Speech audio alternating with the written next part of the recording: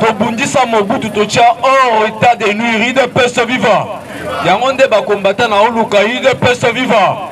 Kabila ena ba Rwandais to ibise ke ena ba Rwandais baza bandeko na biso to achaki biso tembe. Suka nango akeli lita UDPS viva.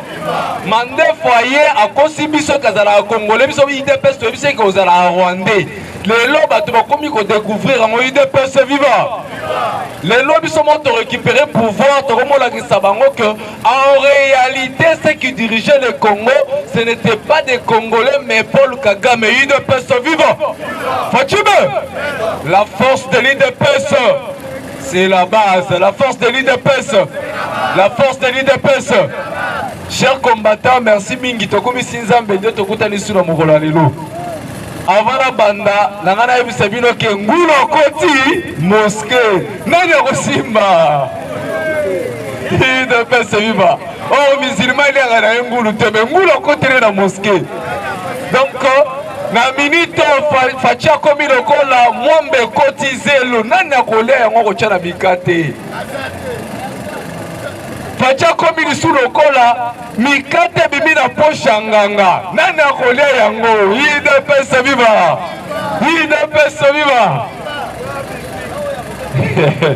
Oyebi na oke sengo moboye. Je crois faut passer temps on a yaka na expliquer bino quelques termes d'accord. Or cet accord est à diriger un système anglo-saxon. Anglo-saxon est à sotali ni anglo-saxon est à idéologie. Donc idéologie ça prend les États-Unis, aux la Grande-Bretagne, tout ça. Alors, dans le système nabango, ce qui ont un accord pour la première fois, on m'y posait question. Fatia kosa la bilo wa buyepone. Oyoka kanda, mais so tengi pour la deuxième fois. Nous allons découvrir que biloko o fatia tche. Donc même biso moto bana s'attendre na ngote. On m'y posait question. Kagame a signé ki akoro na kwiti atanga ki ngote to a négliger ki yango. Parce que so balobi que accord to te kimboka. Bon, fatia te kimboka, mais pourquoi Kagame se plaint? Donc ce sont des vraies questions qu'il faut se poser. Fachi a tekimbo kazuba minéré a-t-il vendu? Mais pourquoi Kagame se plaint? Normalement, il fallait qu'il puisse regretter, mais pour la Nindi, nous on est calme. Naïna Bandala, nous avons 5 pays au Bazaraki des États-Unis. Et bien là, on va critiquer au moment où va payer aux minéraux. Comment on va considérer que sous tutelle et à Rwanda? Non, faux et archi faux. La première des choses, il faut que les États-Unis a renforcé la puissance militaire en Afrique. Ça son retour en Afrique. Ce n'est pas au hasard à Poni Bamboka. Parce que son Libéria. Et Zamboka a colonisé le seul pays en Afrique où colonisateur. Du coup, ils ont un pays indépendant où tout le monde peut venir. Il y a un Américain qui va récupérer pour permettre Bango de base militaire. Et Bobo Sanate, na militaire tokomi kozonga lokola na système multipolaire. Donc bloc de l'Est et bloc de l'Ouest, à l'époque il y a guerre froide. Dans le côté IRSS, ici, d'un côté, il y a les Américains, ce qu'on appelle les capitalistes et les communistes. Tellement que Russie a comme on la retour sur la scène internationale, il y a un Amérique qui a dit que Chine peut côté na kati ya jeu. Il y a un Américain qui a dit que so tali malamu na ce point ni babengi Sénégal. À moins que je puisse me tromper, Sénégal a une matière première présentée. À part Ngouba. À part Ngouba. À moins que je puisse me tromper. Nayango, le président actuel à Sénégal, basé en bon terme na France T. Et du coup, Donald Trump peine à l'Union européenne, na français basé au Canada. Nayango, qu'est-ce qu'il faut faire? Il faut appliquer stratégie. Il y a que ce base militaire dans le Sénégal et ça bénéfique pour les États-Unis. Il y a que neutraliser force et l'Union européenne. Vous voyez que tout ça en rapport de force.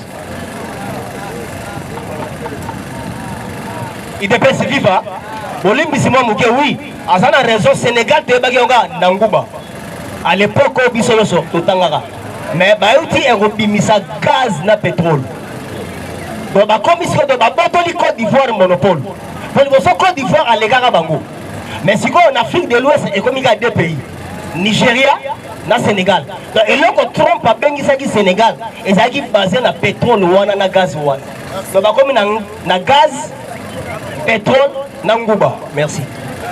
Voilà, merci beaucoup. Au moins, voici une précision pour le bac, à moins que je puisse me tromper. Donc, il faut y avoir, si on a enrichir par côté gaz, moi, qui actuellement, gaz est comme élément encore tellement important. Parce qu'il y a un ami qui a kende, au moment où il y a carburant, et vous allez sauter, et vous allez mingi gaz.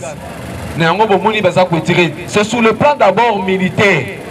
Et sur le Tali Malamu, beaucoup plus de pays ont été colonisés par la France.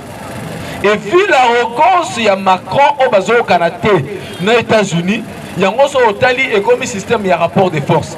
Et la Katinango de la Trump l'avait précisé que Paul Kagame, Bozina, Félix Tshisekedi, aux États-Unis pour signer accord aux États-Unis. Et on va au Conseil des ministres, le président de la République, en tout cas, coup de chapeau à lui. Monsieur le Président, en tout cas, Nzamba Pamboula, déjà, bandi quoi annoncer pour que la performance dans la formation professionnelle. Parce que moi, quand moi, c'est possible que tout change, tout basculer. Tout le monde a un système d'administration archaïque, ça veut dire ancienne. Il y a Calais a déjà démodé. Pour tout le monde a le système d'administration américaine. Donc, moi, quand moi, tout basculé. Bon, moi, quand moi, pété, la migration, quoi, bon, moi, la anglais comme comprimé. Donc, chers combattants, Yango, il y a déjà anglais. Pour les Américains, c'est la littérature rebellée. Bah, moi, c'est la raison à tout tu sais faire quoi? So ebisi na leba okumba moto kumba na tala utali so monika sebo papa tu engagé bango littérature ba yebi ngote il dépasse vivant mais ngondo moni acharnement nyonso kei et du coup yango bomoni na doa tango bake kuna liboso babandaki nanu rapport tout ça la nini ya bonne foi. Ah bananga bino boke lobaki topesi nini ya bonne foi pour ba ko commissaire biso, c'est-à-dire quoi? Réclamer ce que la communauté rwandophone, il faut gouvernement dit ma communauté rwandophone a intégré bango bande ko to kana bien balobi que M23 FC baza ba congolais mais yoka siko réclamation na bango biloko na zolo beza bango moko to bisaki gouvernement andi la communauté rwandophone. Ce qu'on dit la communauté rwandophone va passer un passeport congolais. Ce qu'on motuna naza congolais. Pour Congo indi manga qui naza congolais, il faut na senga Congo pe sa nationalité. Combattant est-ce que tozao naza Congo ndebiso nyoso tozao. To bito ba congolais. Siko po ba pesa biso nationalité pour to simba mando kitobo mabandeko na biso après to senga que l'État peut s'abisso andima biso, après s'abisso nationalité. C'est déjà louche. Yami balé. Mais naza congolais, mécanisme est mis en place dans le ministère des Affaires étrangères pour l'obtention du passeport. Mais comment expliquer naza congolais que c'est un gouvernement appelle s'abisso par passeport? Tozongeli na système ya SNDP 2009. Na SNDP ça très clair. Il faut qu'on accepte le Rwandais qui ont combattu, de leur donner la nationalité congolaise et de le faire intégrer dans les institutions et leur donner des passeports. Ce que tant que terme wana les Rwandais sont là comme paix et créer un balobi les Tutsis. Na 2013 au basinyaka na bakabila. Ba changer ba yoko les Tutsis. Les Tutsis est commis rwandophone. Or, au Congo, nous n'avons pas ce qu'on appelle les rwandophones. Ça n'existe pas chez nous. Il ne peut pas se vivre. Quand je parle de rwandophone, c'est la religion dans la langue parce que les Tutsis congolais parlent le Kinyarwanda. Donc, les hommes au Congo, tout ça n'a pas mis nos belé. Mais lorsque vous parlez des rwandophones, ils sont en train de parler du peuple rwandais. Il y a une revendication à Bongo pour Nani. Et non seulement ça peut de mentir, que tu sais qu'il 8 ans, les 8 ans qu'ils ont demandé, en d'autres termes, ils cherchaient la balkanisation. Ce qui fait Ndimiango, ça veut dire Ndimi qu'on balkanise la République démocratique du Congo. Vous vous imaginez en 8 ans, admettons que Fatia Pessibango, en 8 ans, vous voyez qu'il va préparer d'une manière systématique, il y a qu'il va retirer place, on est comme indépendant. C'est ça le calcul. Et notre prédécesseur, il se réfère à la Constitution, à l'article 117 au Fatia Lobaka, que la RDC peut céder une partie des terres pour la communion. Donc pour la communion ou unité panafricaine, il faut céder le roi Mouassinanga. Donc pour tout le Canada, il faut céder le maman. Atayumoko.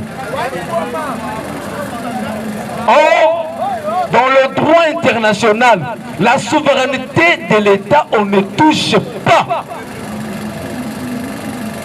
Comment est-ce que y a Simba la souveraineté de l'État? Donc, c'est de leur parti.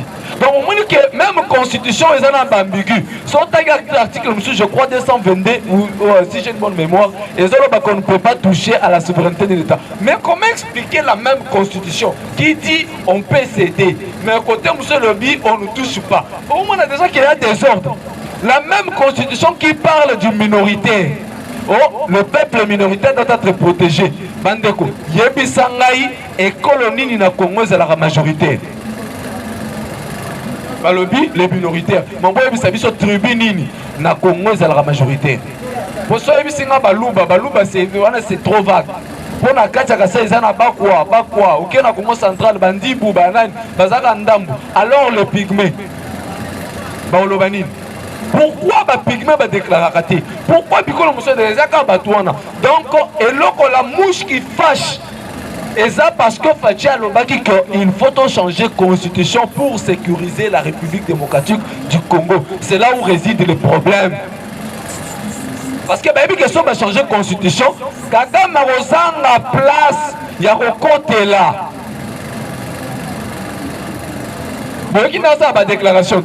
Oh, les sanctions épaille, sanctions épaille, sanctions épaille, James Kabarebe sanctions, tout ça sanctions, sanctions. Vous êtes des fous, c'est qu'on a mis tout na folie au Kagame Mazofinga, ils ont la Union européenne pour y taper sur la sanction. Azos na américain, il y a un cabinet moko, il y a lobbying aux États-Unis, bango moko va répondre yé. Bah et il s'avère que il paraît que les documents ont attesté que le vrai génocidaire, il y a une c'est lui-même Kagame, a exterminé Bandegonaye, pour ça la nini, le lenge nini, il y a marchander pour faire asseoir pouvoir naïe. Yango boyoki tango Jarlo na bimisi Génocoste au Congo, abimisi eloko wana omoni Kagame va comme porter plainte et lui-même l'a dénoncé. IDPS viva. IDPS viva. Chaque combattant, vous voyez qui m'a dit IDPS viva. Fatime. Écoute, mais il faut que vous ayez au moins que c'est bon. IDPS viva. Fatime. Bandeko, Kagame, il faut tous être vigilant. Chers combattants, organisateurs qui ont signé un accord boyé et Zambala moko victoire. Nalingi to kanisa. Pour nga pena zo kanisa na milito, to kanisa longo. En 1994, tango Kagame babanda ba rébellion na bango bazo négocier na je crois Biarimana, président Babomaka ya Rwanda. Tango bazaki na négociation. Il paraît que tango babeta ki avion na ye missile wana autaki na négociation poison na Rwanda. Ndeba Kagame ba s'organiser ba beti missile. Et il y a une déclaration à Kagame tant qu'on va dire qu'on a la sortie médiatique au Tigali. Alors, biso qui baza qu'on menace la sécurité na biso. Nous avons la capacité à atteindre même à 2000 km. Mandeko so sali calcul Kigali Kinshasa à 2000 km. Na ligne bozo place na Bokebi, c'est très sérieux. Donc il faut atteindre à 2000 km. Et à quel musika ya koloba que je peux enlever Fachi sans que service n'a besoin de sécurité et se rendre compte à mes métiers qui gagnent. Bon, surtout qui va vendre sans président, le président va lever déjà. Donc en d'autres termes, do boyoki ba makambu oyo tozo ka ya ba chiwewe, tozo ka ba makambu to, ça veut dire qu'il est conscient que na kati wana dans le système azana batuna puisque fachaza na kati ya kolongola ndo yoki makambu ya intégrer les rwandophones. Vous comprenez de côté pourquoi besoin insister intégrer les rwandophones parce que au moins que bazana kati ya ko démanteler le système. Bazana kacha ko déboulonner le système. Alors bazana système on a babandeli rébellion dans moment que ba diminuer information za souté il faut tozo ngisa lisusu na minute o Kagame za suna ba information nga zaki na ngokala te makambo échanger doyoki na lobela ki kambo ba lobbyista ba sengi na ba rwandais o bazana posta changement démocratie donc boka moitié so boyoki mona mai soit ba sotse soit banine ba sakala na ba américain te. Et balobi boy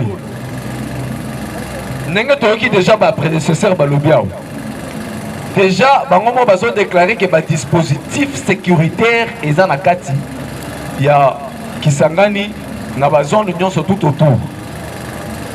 Donc toyoki ba Blackwater nde bango mo balobi ba Colombien FRDC Wazalendo tout ça donc ba entourer dispositif sécuritaire.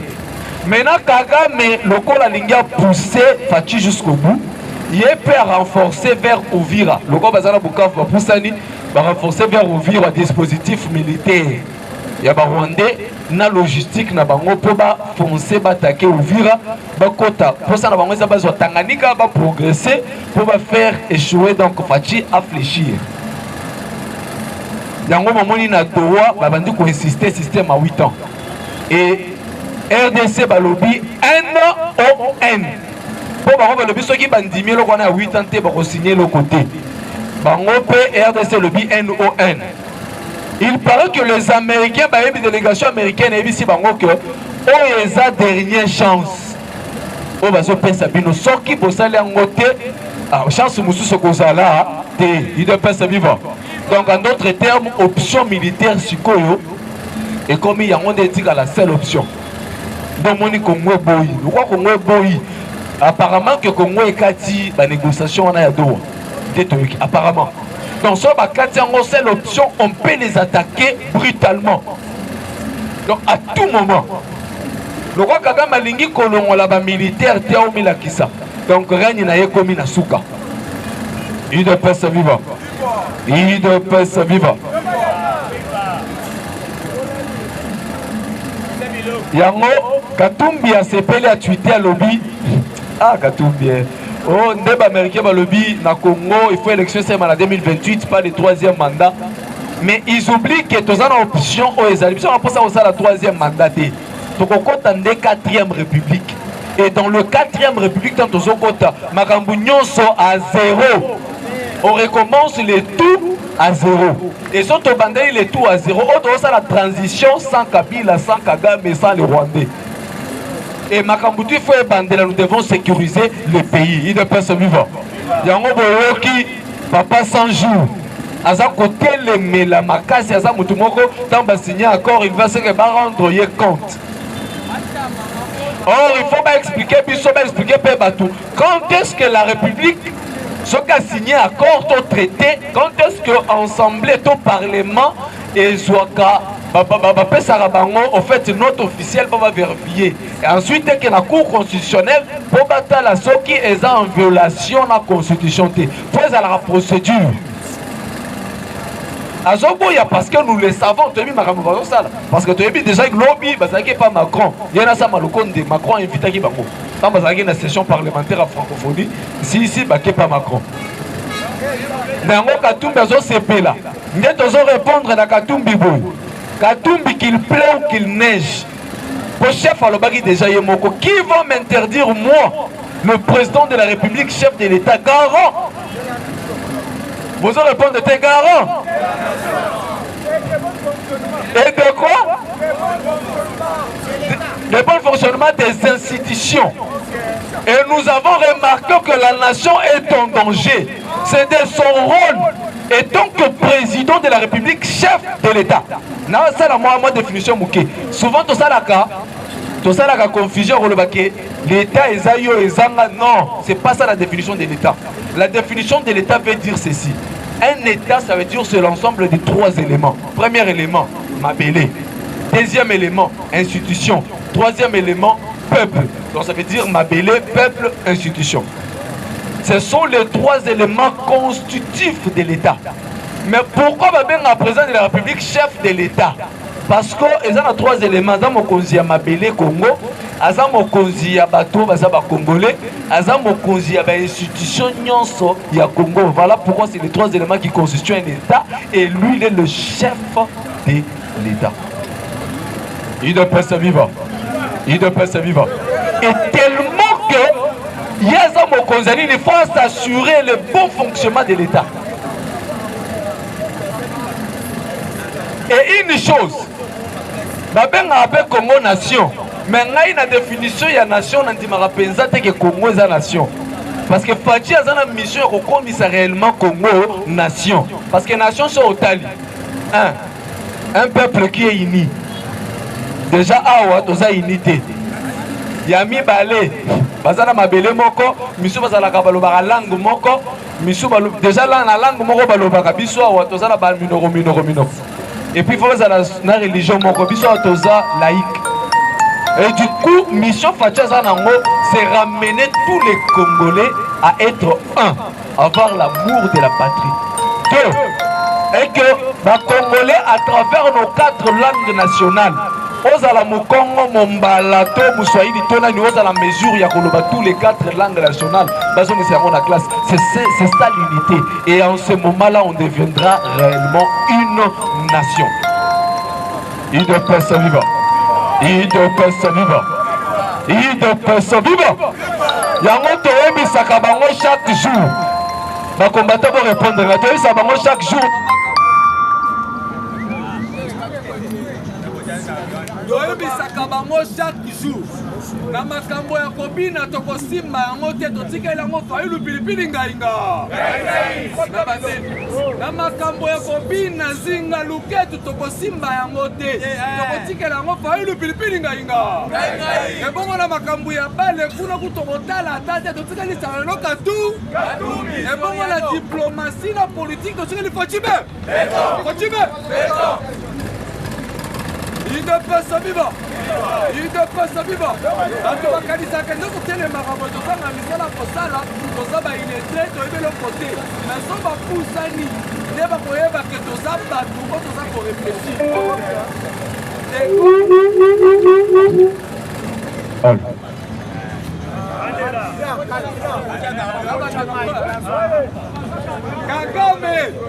Kagame, ils ont pesé 15 kilos. Président, ils ont pesé 15 kilos. Oluka Otombo, la président, ils ont pesé 500 kilos. Ils ont la béton. Si tu as un béton, c'est ça parce que la commodé. Pour une capacité intellectuelle, tu pèses sur le plan intellectuel, sur le plan physique. Kagame Tango, le gars Tombo, la santé que Fachaza bien. Fachaza bien. Je vais sentir à Bibi là. Allez la gauche, allez la droite. Alors, on était en train de le dire ceci. Ici, nous parlons de la race publique. Et la race publique, et la race publique veut dire quoi? Donc c'est-à-dire que c'est l'État.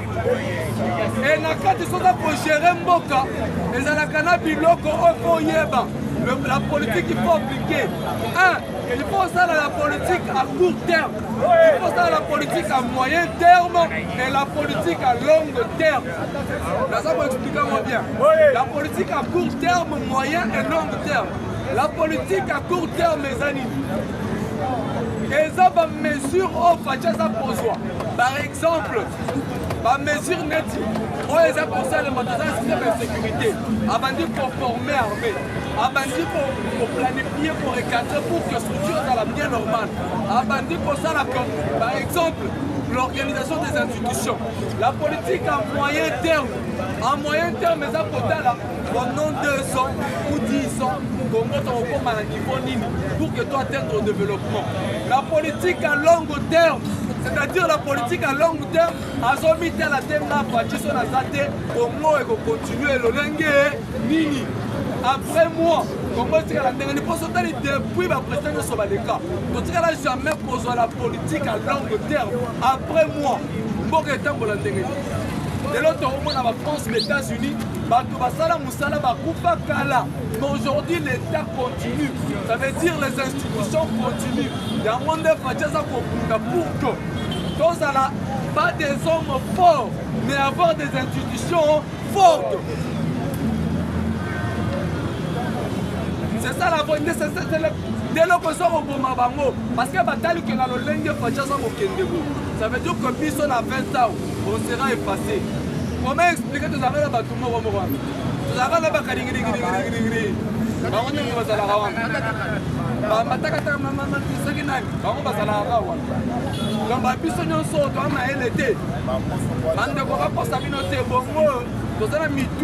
bien fait.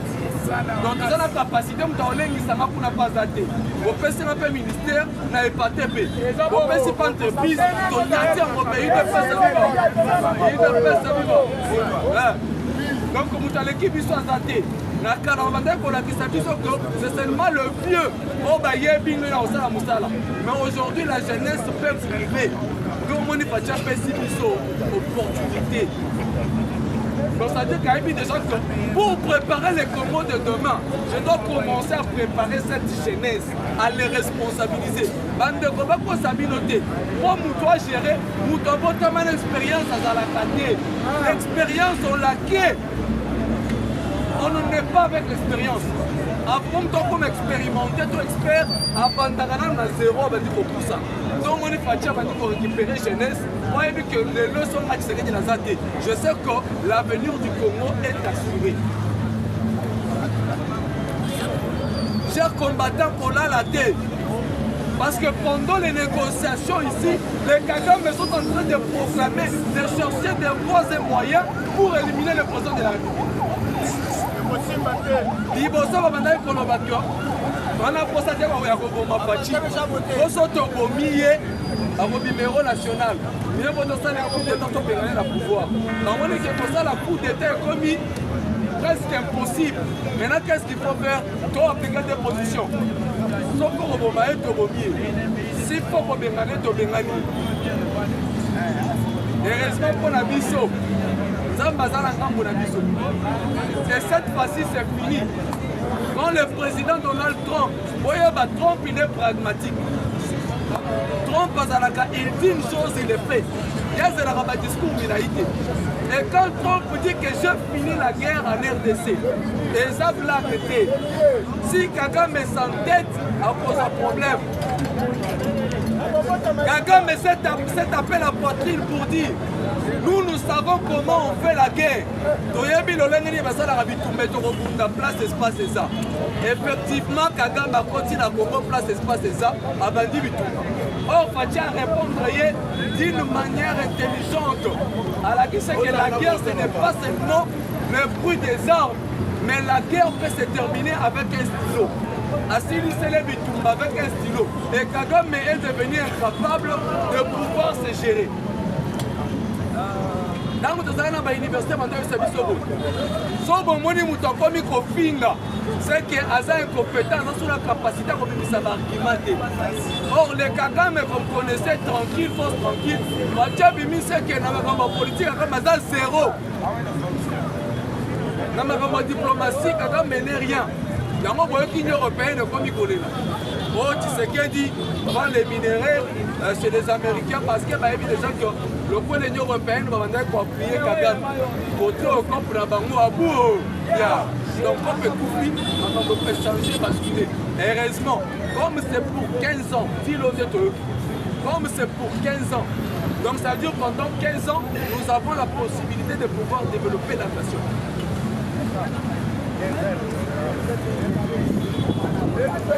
Donc, exactement, renouvelable, ça, on dit que l'équipe vient. Mais biso, si on peut se préparer. Biso, on ressort de ça, les plans de thé. Les Américains vont là-bas, exploiter, ça, ils vont s'engager. Tout ça, c'est les bénéficiaires. Oui, déjà que tant vous dites 500 milliards, c'est beaucoup d'argent.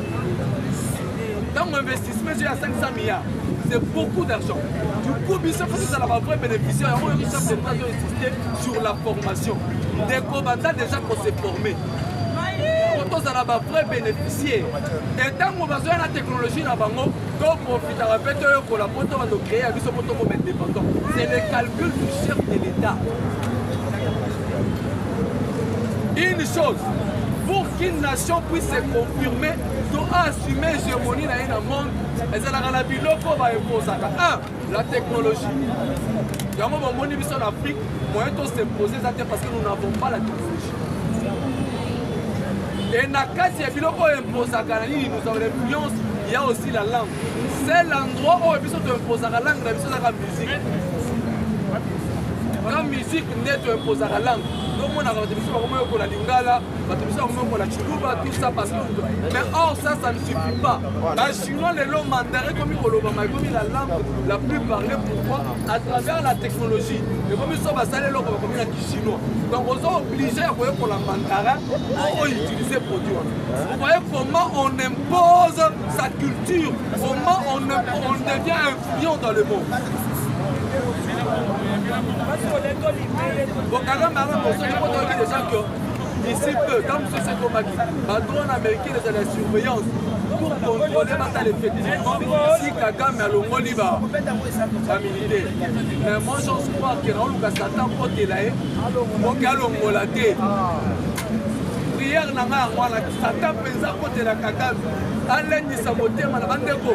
Là, on dirait l'histoire, il y a un Israël dans en Égypte. Et on dirait que ça s'est répété. Parce que tant que l'on voit qui, va le dit, soit qui va mourir, il va donc récupérer Bango Bazonga. Et la Kolanda Bango. Jusqu'à aujourd'hui, j'ai suivi l'histoire. Au moins, que Pharaon et Atawana. Moi, Renyaka à l'époque, n'a pas ça, à Pharaon, nous sommes à la mais sauf la cahier, on prend la main rouge. Donc, comme Kagame est en train de forcer la main, parce que l'histoire a changé les destins, c'est maintenant le destin de la République démocratique du Congo. Donc, on doit comprendre les signes du temps T. À aucun de ces à donc, c'est pas pour rien. Quand un homme d'État part, ou un président de la République part, la légèreté, analysons pour comprendre le système. Est-ce que vous pouvez négocier dans Rwanda? C'est possible. Avec celui qui viendra après Paul Kagame, c'est où c'est. Donc c'est pas pour rien qu'un chef d'État dit ça. En d'autres termes, une passe